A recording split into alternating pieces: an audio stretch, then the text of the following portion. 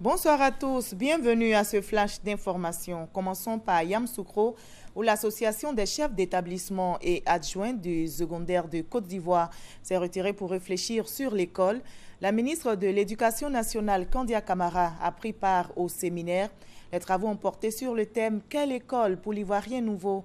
Les acteurs du système éducatif veulent apporter leur contribution à l'émergence de la Côte d'Ivoire.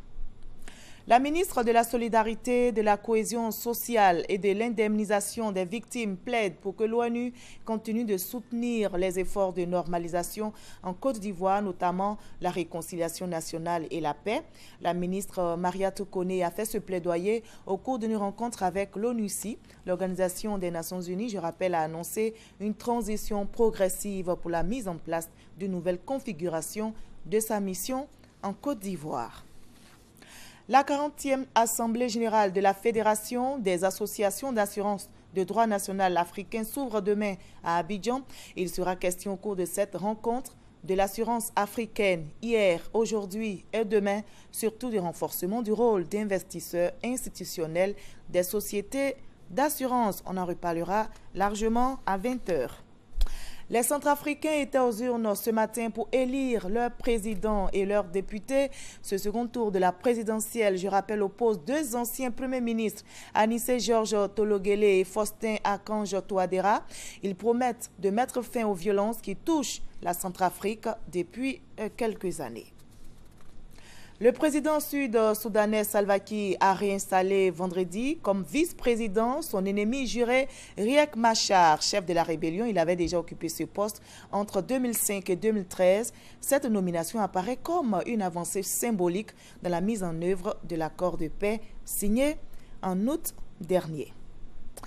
Zéro Zika au Brésil. Ce virus, c'est le message, Zéro Zika au Brésil, c'est un virus, c'est un message lancé hier par la présidente brésilienne Dilma Rousseff. Elle était en campagne hier contre ce virus dans le pays et près de 220 000 militaires ont pris part à l'opération. Le Brésil, je rappelle, accueille dans quelques mois les Jeux Olympiques. Avant l'ouverture de ce grand rendez-vous, Dilma Rousseff a tenu à rassurer « Tout va bien se passer. Zika ne compromettra pas l'organisation des Jeux Olympiques de Rio en août prochain. » Dilma Rousseff, la présidente du Brésil, a assuré samedi que l'épidémie de Zika qui touche son pays ne compromettrait pas les Jeux Olympiques qui se tiendront en août prochain à Rio de Janeiro. Et pour éradiquer cette épidémie avant la tenue de ces Jeux, elle demande une franche collaboration de la population.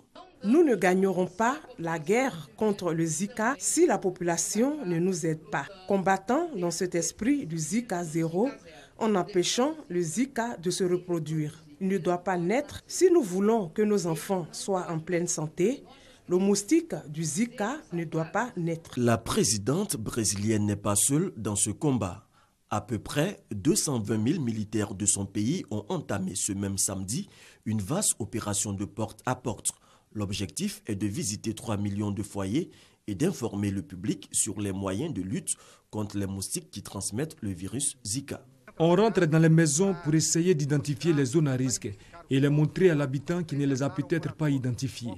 Puis, on aide l'habitant à éliminer cette zone à risque et on lui conseille de faire ce travail de manière hebdomadaire pour détruire le cycle de reproduction de moustiques. Selon des sources officielles brésiliennes, le pays a enregistré entre octobre et février 462 cas de microcéphalie confirmés.